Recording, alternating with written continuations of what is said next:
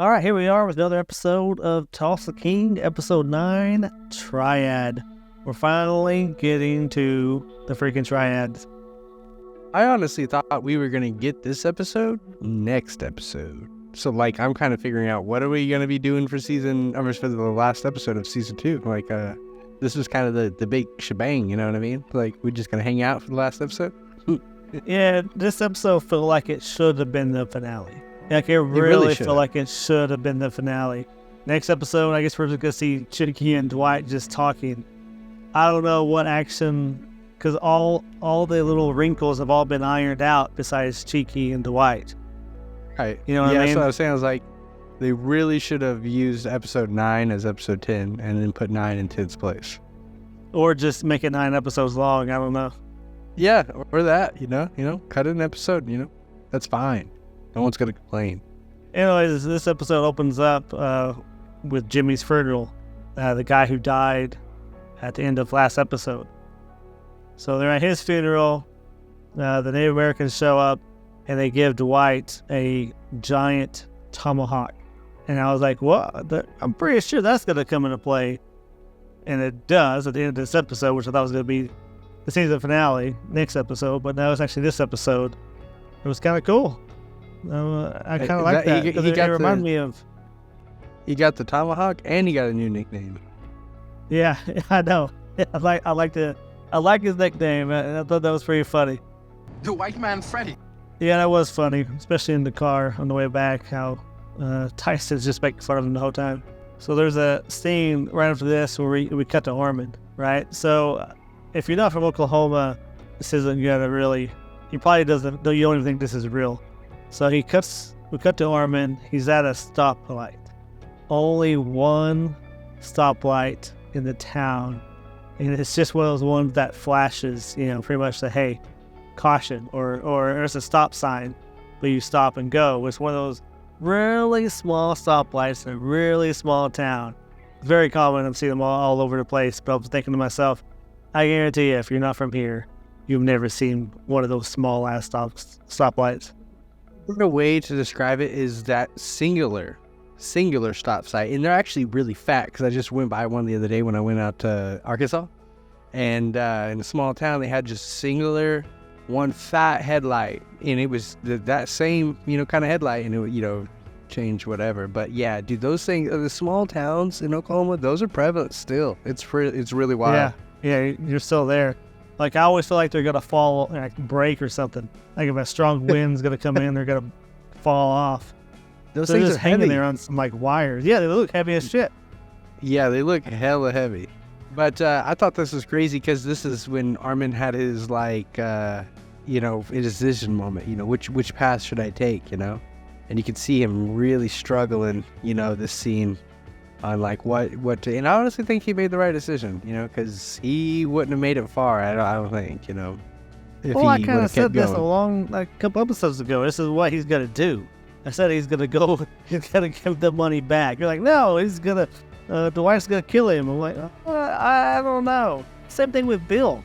Same thing with Bill. I said to you, what's gonna happen is he's gonna ask for a truce since he found out that it's all Thresher's fault with the Triads. You're like, nah, that's bad writing, Dustin. That's not gonna happen. That's no way they're gonna do that. And what happens? Look what happens this episode. That's exactly what happened. Well, I guess I was right in one thing. It was bad writing. Yeah.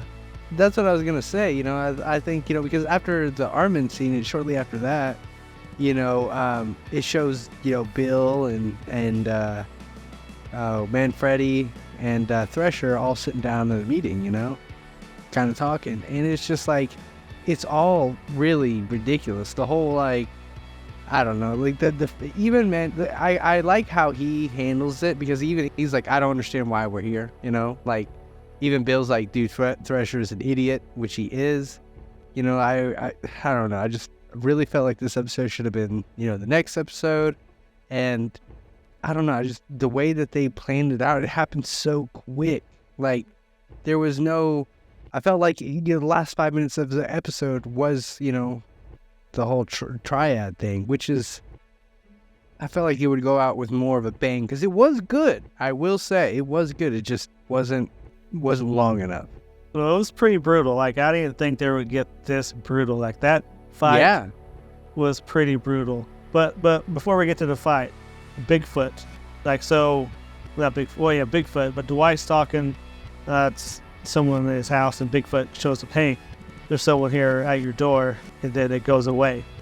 Did you, like, it cuts to another scene. Did you guess who that was, or did you incorrectly guess who it was? I incorrectly guessed. Who do you think it was? The way that he answered the door in that scene, it seemed like he was being held at gunpoint, and it was those dudes that were riding around waiting for Man Freddy. That's what I thought.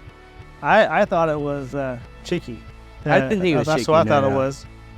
Until I like thought the it was- next scene where we see Chicky on a bus, like, oh, or a train. I was like, oh, it's not him. So I was wrong on that. Yeah, you know those guys that were parking outside of his house, and you said the scene was funny when he'd say, hey, you guys need a Oh, parking yeah, pass. yeah. Yeah, I thought it was Yeah, those guys. whatever happened to those That's guys? what I'm saying. I don't understand where they went. They just like disappeared. I guess the HOA guys like ran them off. Like, we don't want to pay Yeah.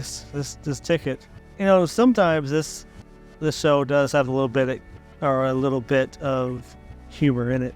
So we cut back to Chicky, and he's trying to get a plane, like he's trying to get an air ticket. So he calls the damn airlines, like, "Hey, I'm trying to get my ticket, but you guys it keeps declining me. Well, what's going on?" She's like, "Oh, I'm sorry. So you're on a no fly ban." I thought that shit was hilarious. I was like, "Are you kidding me? I can't even fly there. I gotta drive all the way there."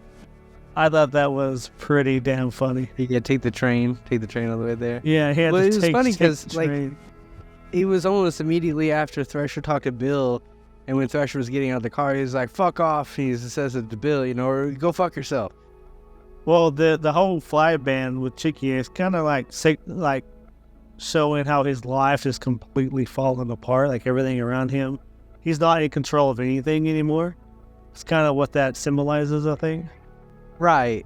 And that's why also, Vince gives him a call, and it's like, hey, we want you in, but we want you to come back in the right way. We want you to come back on our terms, not on your Right? terms. Yeah, on our they want terms. him to go get Dwight and try to get him back. Yeah. Try to get him. Or kill him and take it over. It doesn't matter. They even said, he's like, I can't tell you what to do. I can just tell you what we want. So that's what the finale is going to be, I guess. Him and Dwight, I guess. But imagine if he kills Bellavacqua in the next episode. It's like you got two of the major players out in this end of season 2. Like, I don't know, like they already signed for season 3 so quick. I was like, why don't we just calm down? Don't leave so much writing. Like, don't write yourself into a corner. You know what I mean? Like, leave some for the next season. So when they have that sit down with Dwight, Bill, and Thresher, dude, the way Dwight looks is utterly ridiculous. He's got those big ass shades on. He's got this weird suit thing with his collar up, looking like he's from like 1980s. I'm like, Jesus, what is going on here with the clothes? I guarantee you he picks out his own stuff. I guarantee you. Guaranteed. I just picture the other two actors like just trying their best not to crack up, at that scene. Well, How the big ridiculous he glasses, it took me a while to get used to, because I was like, ugh. I don't know. But now I'm kind of used to it. It doesn't really, I don't look at him and what is on his face? He's got to get that big thing off of his face, Yeah. But, so it's kind of to me, it's my mind has digested it as it's his style, which is kind of silly because he looks like a modern day, New York pimp, you know what I mean? If you will. Not really like a mob boss, you know what I mean? So, yeah, I don't know. He dresses good. I just don't think he dresses like a mob boss should dress, especially in Oklahoma. Sometimes he looks like a mob boss, but other times he just looks way too flashy. They're like, all right, it's been 3 episodes. You get to pick your costume this time, Sylvester. Don't He's like, go fuck yeah. crazy. Shortly after this, we cut back to Armand, right? So he is going to the triad saying, hey, I screwed up. I took $500,000 from Dwight. I could tell you where he's going to be at, where he's going to be vulnerable, because I blamed you he now knows that you guys are the ones that try to blow him up. So I had a little bit of an issue with this because it seemed way too easy to convince them. That's what I was going to say. I was like, dude, you wouldn't. Well, not even just that, but it's just like, why would he go? Why would the head guy make himself vulnerable like that when he knows that it sounds like a setup in the first place? Like, I feel like any intelligent mob, gang, thief, whatever, organized crime would be like, yeah, that's a no-go for me. You know, like, I'm not going to make myself present. I'll send my goons to do it for me, but I'm not going to make myself present. I thought that was really stupid. I was like, what? That, like I said, it just happened so... Yeah, he's not going to ask any questions. He's not going to get any more information. He's like, oh yeah, at midnight here, that's where he stays with his girlfriend. There's no one there. Oh, okay, I'll take your word for it. Awesome, we're all going to go. Once they head to the ranch, the triads take Armin down over there. I really liked the setup for it, like how they were moving in kind of quietly. But I mean, we all knew, especially with Armin acting like a spaz. Like, come on, bro. Yeah, no. He's like, you gonna make a setup? Chest. Oh my chest! I can't go any farther. They're like, what's wrong with you? I'm like, I was so stressed out. It's my nerves. I can't go any further. Yeah, I'm just like, red flag. Come on, guys. You already know you're walking into an ambush. Stop it. And then, the lights pop up and they just start mowing them down like crazy. I'm like, which is cool, and then they pop up and, slit their throat and stab them in the face, just like really get up on... Pretty brutal. Yeah, pretty all the up and Native close Americans were there. They were slitting throats. They were just stabbing them. Like, you actually saw blood. You actually saw blood. That's the first time I think we've seen that. Hey, well, the fact that they showed him cutting the throat, I was like, whoa, I think they're listening to the fans when they're, we're saying, hey, we need more violence. You can't make a mob show without violence. It's not in the books, you have to have violence. It made it seem more surreal, I will say that. It made it seem real, like, oh, this isn't just acting, like, it did a better job of really captivating me, you know what I mean? Well, whenever they do the head guy, they take him over, they drag him over there, and Dwight pulls out that damn hatchet from tomahawk from the... they drag him into the barn. Yeah, drag him into the barn, and instead of him killing him, he says, here you go, Tyson. This is justified. He's like, it's justified? But yeah, it's justified. Said it like 10 times. Justified? Oh, it's justified. Yeah, okay, so here's the thing with that scene. It's just like, I get where he's doing Tyson. He's trying to reassure Tyson because he doesn't want Tyson to have regrets about doing this big decision, because this point right here is going to change Tyson forever. This is his first kill, so like that, you're going to remember it for the rest of your life. So he wants him to go into this making damn Second sure. Kill, 'cause he shot that one dude in the car. But he didn't kill him. He only shot him in the arm. No, did he not kill him? Okay. No.